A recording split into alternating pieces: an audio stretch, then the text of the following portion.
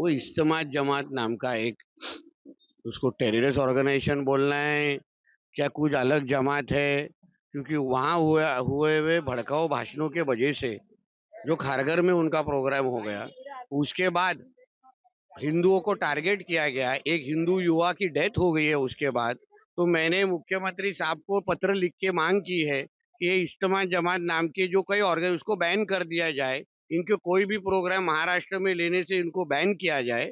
और उसके साथ जो क्या खारगर में जो प्रोग्राम हुआ, उसकी एक इंक्वायरी होनी चाहिए। ऐसी मांग मैंने मुख्यमंत्री जी के पास की है। सरासर झूठ और बकवास बात कर रहे हैं ये मंत्री जी। 3 दिन का इज्तिमा हुआ खारगर में, करोड़ों की तादाद में मुसलमान लोग वहां हाजिर हुए। 3 दिन तक बयान दिए गए, नमाज पढ़ी गई। बयानात में कहीं पर भी किसी धर्म विरुद्ध कोई बात नहीं की, सिर्फ दुआ हुई। दुआओं में देश दुनिया में अमन शांति की बात की गई। सब आए प्यार मोहब्बत से, अल्लाह की इबादत में लगे रहे। यही तो इस्लाम की खूबसूरती है ना।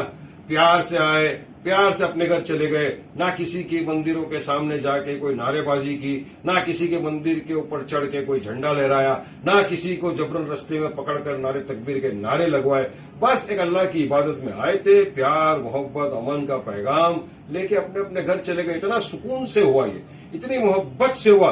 तो इनके पेटों में दर्द हो गया कि इतने करोड़ों लोग आए और कुछ हुआ क्यों नहीं, प्यार से कैसे चले गए। तो अभी इस तरह के अनाप शनाप बकवास करने लग गए। मैं तो चाह रहा था कि आपका जो मीडिया है ये इसको हाईलाइट करे, दिखाए कितनी प्यार मोहब्बत सुकून से हमारा इज्तिमा होता है, किस तरह से प्यार की बातें की जाती है, हदीस की बातें की जाती है, सलाम की तालीम दी जाती है।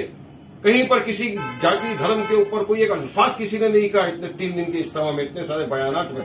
मगर आपका मीडिया तो दिखाएगा नहीं ना। मीडिया तो वन साइड दिखाता है कि बस मुसलमानों के खिलाफ जो गाली दे रहा है बस उसको हीरो बना, उसको हाईलाइट करने की बात करते हैं आप लोग। दिखाओ ये अमन शांति का पैगाम, और ये झूठ और अफवाह फैला रहे खाली कुछ हुआ, कुछ नहीं हुआ।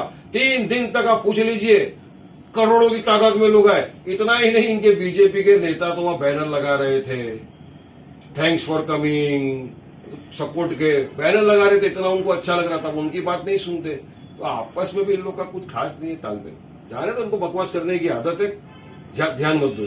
नीतीश राणी को आपको लगता है कि जिस तरीके के लगातार बयान देते हैं, वो एक तरफ कह रहे हैं बुर्का बैन कर दो, जो बोर्ड के एग्जाम देने के लिए लड़कियां आती हैं, दूसरी तरफ अब इज्तिमा को महाराष्ट्र में बैन करने के लिए चूंकि एंटी सोशल एक्टिविटी होती है या भड़काऊ बयान दिए जाते हैं, इस तरह के आरोप बैन लगाने की बात कर रहे हैं। देखिए, इनका दिमाग खसक गया है।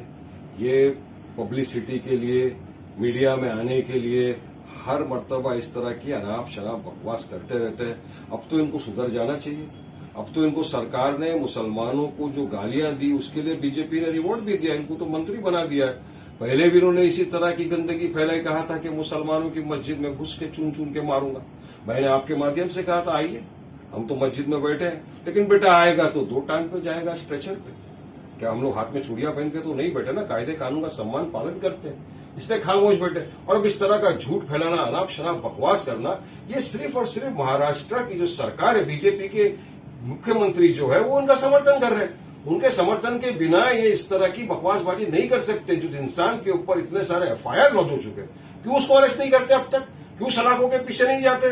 नहीं डालते। वो तो चाहते हैं कि पोलराइज हो, नफरत फैले, मुसलमानों के खिलाफ गाली गलौज करो, उनकी सियासत को चमकाते रहो अपनी। तो इसीलिए देश के अंदर नफरत फैलाना इनका परम धर्म बन गया है। ये देश में अमन सुकून शांति नहीं चाहते और बात करते हैं विकसित भारत बनाने की, बात करते हैं सबका साथ सबका विकास सबके विश्वास की। अगर वाकई में उस पर ट्रू है तो पकड़ो ऐसे लोगों को, अरेस्ट करो, सलाखों के पीछे डालो, ताकि आगे से इस तरह की बकवासबाजी बयानबाजी ना हो।